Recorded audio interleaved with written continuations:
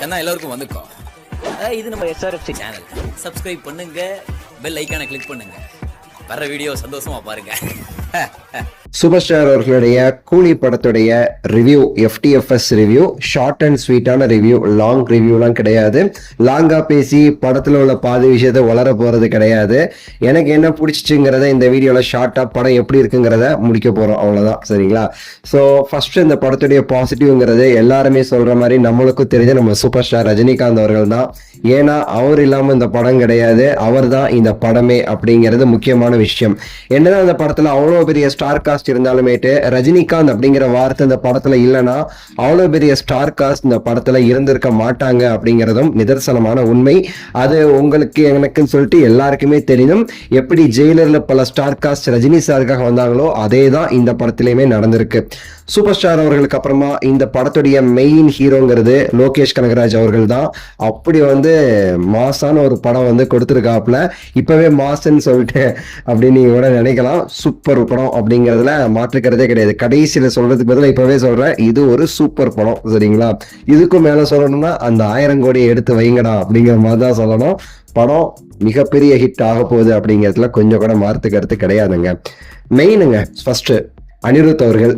எப்படி லோகேஷ் கனகராஜ் இந்த படத்துக்கு இம்பார்ட்டன்டோ, ரஜினி சார் ஹீரோ, அதுக்கடுத்த ஹீரோ லோகேஷ் கனகராஜ் சொல்றோமோ அதே மாதிரி அனிருத் அவர்களையும் சொல்லி ஆகணும்.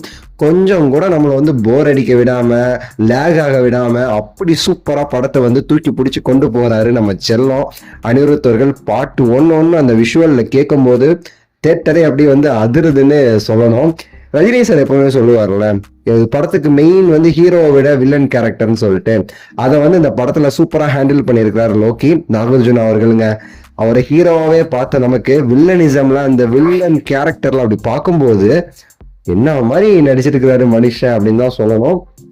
மாஸ் பண்ணிட்டாருங்க படத்துல. ஒரு சூப்பரான ஒரு கேரக்டர் அவருக்கு செம்மையா பண்ணிருக்கிறாரு. தலைவரே சொன்ன மாதிரி நம்ம சௌபின் ஷாகிர் மிரட்டிட்டாரு அவருடைய ரோல். கண்டிப்பா பாருங்களேன், ரஜினி சார் சொன்ன மாதிரி, லோகேஷ் அவர்கள் சொன்ன மாதிரி இந்த படத்துக்கு அப்புறமா நிறைய படம் அவருக்கு கிடைக்க போற மிரட்டுறாரு அப்படியேட்டு.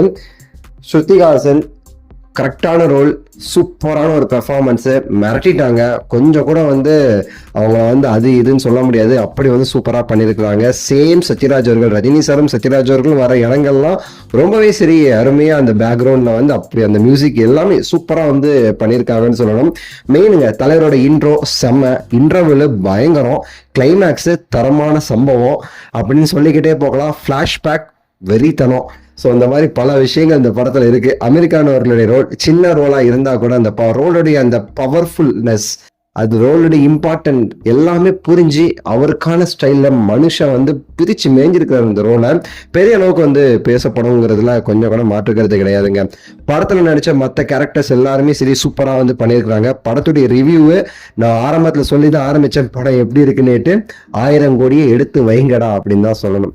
நீங்க படம் பார்த்துட்டீங்களா? உங்களோட கருத்தை சொல்லுங்க, லைக் பண்ணுங்க, ஷேர் பண்ணுங்க, சப்ஸ்கிரைப் பண்ணுங்க. அடுத்த வீடியோவில் சந்திக்கின்றேன்.